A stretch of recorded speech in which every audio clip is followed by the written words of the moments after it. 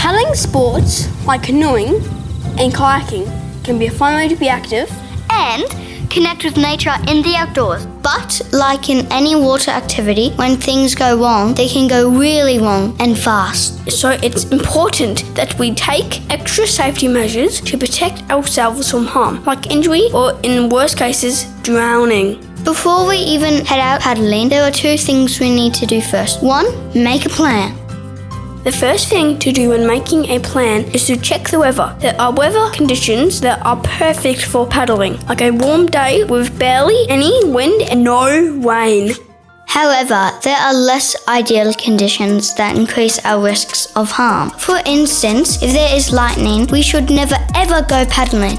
Strong winds can also pose a problem for paddling because it makes it difficult for us to control our boats, and rough waters that wind creates can cause us to capsize. Extremely hot or cold conditions are also important to consider. If possible, avoid paddling in particularly hot periods of the day with high UV ratings to avoid skin damage and heat stroke, and don't forget to slip, slop, slap, seek, and slide. When it is cold, be sure to wear appropriate clothing to keep you warm, such as wetsuits or thermals. Avoid any clothing made of cotton because once cotton gets wet, it'll stay wet and make you even colder. Next, we need to check the location we're about to paddle in. This starts with choosing a location suitable for your abilities. Flat water like a lake is suitable for all abilities, even if you're a beginner. However, moving water like a river or the ocean is more suitable for intermediate and advanced paddlers.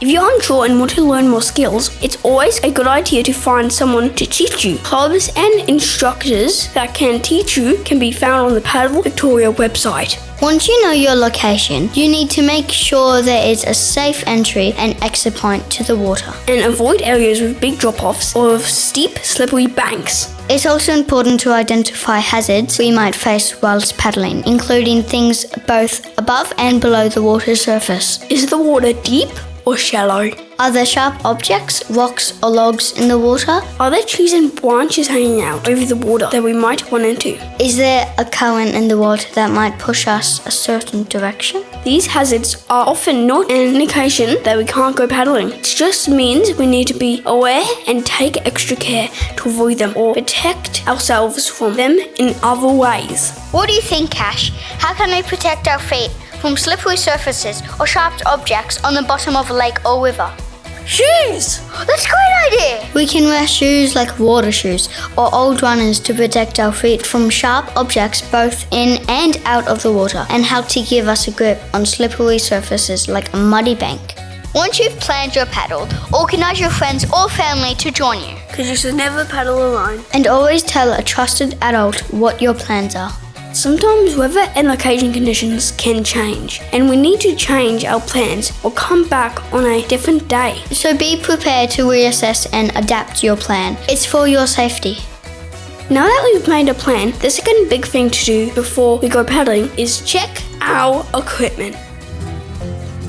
Life jackets are a must whenever we go kayaking or canoeing because they keep us afloat and prevent us from drowning when we fall in. It's important to choose a life jacket that is a bright color so you can be seen easily. Then check the life jacket for damage. There should be no rips, tears or broken buckles or straps. Choose a life jacket that suits your size, then zip, clip and whip to get a secure fit. A properly fitted life jacket shouldn't come over your head when someone lifts up on the shoulders. Another piece of equipment that we can wear to stay safe when paddling is a helmet. In many cases, wearing a helmet when paddling is a good idea to protect us from overhanging branches or from submerged rocks and logs when we fall in. They are a must-have in moving waters. And are also important when we're paddling near other people and playing games when other paddlers or boats might hit us on the head. When fitting a helmet, adjust the size so the helmet is snug enough to wiggle your eyebrows when moved backwards and forwards.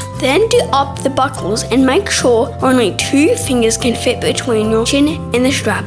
Your boat and paddle are safety items too. But only when they're in proper working order. So before every paddle, check for damage like cracks or holes and be sure to secure the bung. Now you've made your plan. You've checked your equipment and you're dressed and ready to go. But what should you do if something does go wrong? If you fall in, always stay with your boat. Your paddle won't keep you afloat, but your boat can.